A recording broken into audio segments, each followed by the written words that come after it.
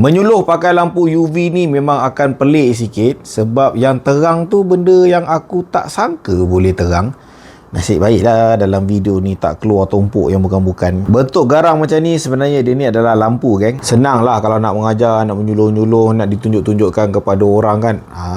Jadi tumpuan orang akan ikut je warna hijau ni. Yang aku tak faham ni, lampu UV ni untuk kegunaan biasa dia apa?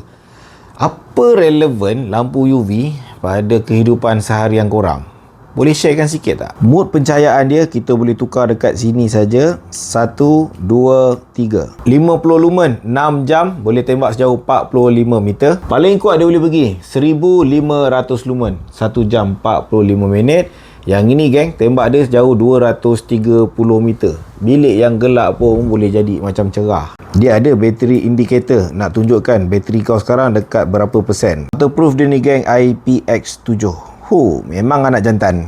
Ini barang lampu kalau kena hujan lebat pun kan tak ada goyang punya. Dia ni pakai built-in bateri, jadi tak payah nak pening-pening lah nak tukar-tukar bateri. Klip yang digunakan pun jenis yang klip besar.